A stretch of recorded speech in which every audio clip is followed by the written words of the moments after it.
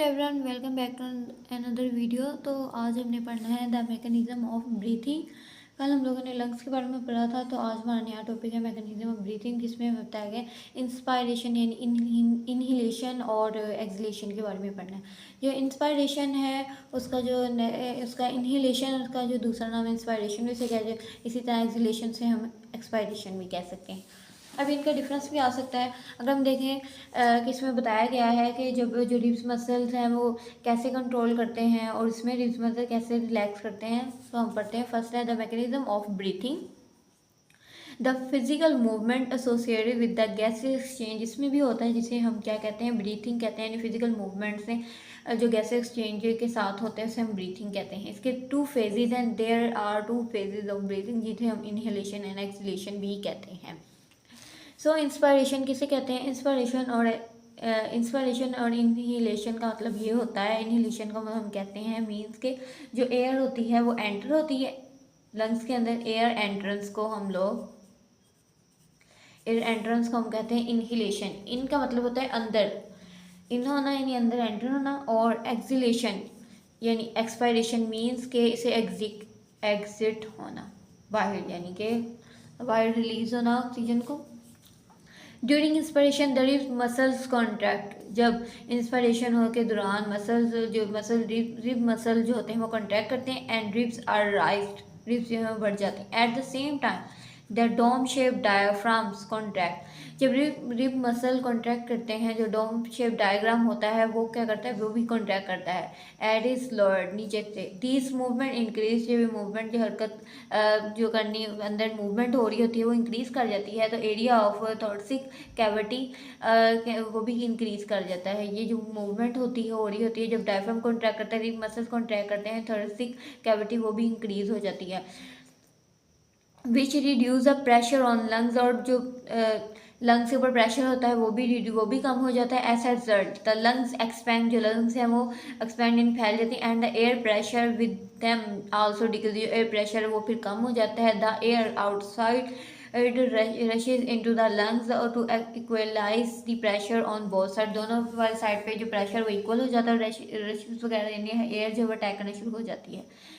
During inspiration हो गया। फिर जो एक्सपायरेशन में बताया, इसका मतलब ये है कि हवा जो है वो अंदर एंटर होती है, एक्सपायरेशन का मतलब है वह एग्जिट करती है।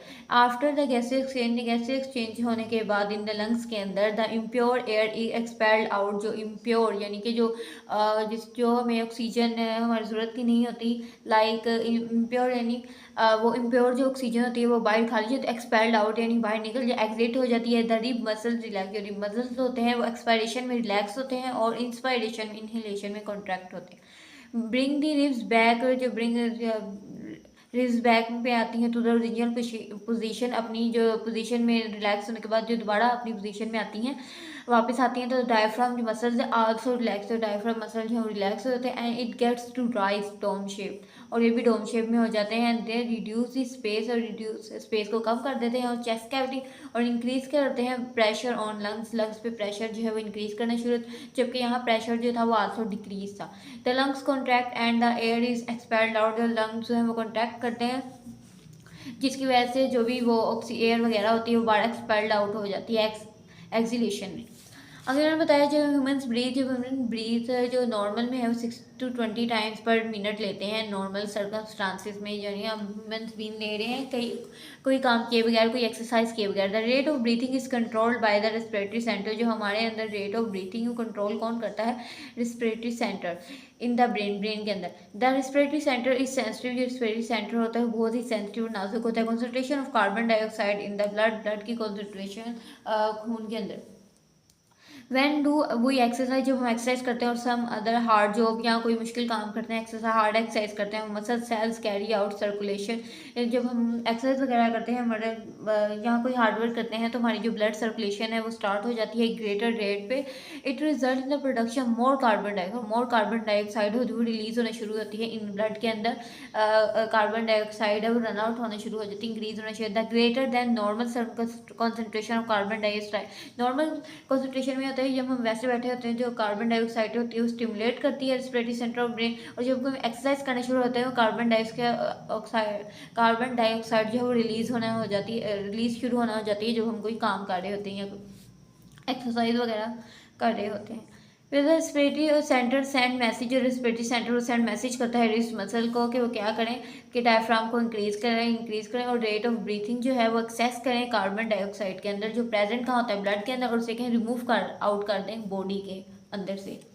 ड्यूरिंग एक्सरसाइज और other hard physical work to the breathing rate में इंक्रीज, यानी कोई काम में एक्सरसाइज करने के बाद जो हमारा ब्रीथिंग रेट है वो कम नॉर्मल टाइम से कितने टाइम्स हमारी जो ऑक्सीजन है वो इंक्रीज होती है 30 to 40 times per unit. Normal हम लोग बैठे हो तो हमारी 6 to 20 होती टाइम्स पर मिनट होती है नॉर्मल से ह्यूमन्स ब्रीथ, और अगर हम कोई एक्सरसाइज कर रहे हों तो वो 30 to 40 टाइम्स पर मिनट होती है। सो आज ये हमने पढ़ा था द मैकेनिज्म ऑफ ब्रीथिंग। मैं आपको एक बार रिवाइज करवा देती हूँ। इसमें ये बताया हुआ है कि इंस्पायरेशन और एक्सलेशन क्या होते हैं। इनहेलेशन और एक्सलेशन, इनका मतलब ही है नाम से आपको तो चले। इनहेलेशन यानी मतलब है कि अंदर एंटर होना, और एक्सलेशन का मतलब है एक्सिट होना। जो इनहेलेशन में होता है जो मसल्स होते हैं वो कॉन्ट्रैक्ट कर जाते हैं, और जो एक्सलेशन में होते हैं जो मसल्स होते हैं वो रिलैक्स कर जाते हैं। डायफ्राम जो है वो लेस डोम शेप्ड हो जाता है इंस्पायरेशन में, और एक्सपायरेशन में जो मसल्स होते हैं उनमें डायफ्राम जो है वो रिलैक्स कर जाता है।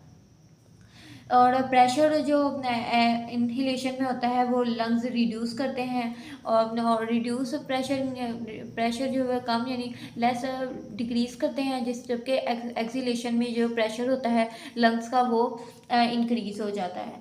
और जो सरफेस एरिया चेस्ट होता है वो इंस्पायरेशन में इंक्रीज़ करता है, और इसमें क्या करता है रिड्यूस हो जाता है।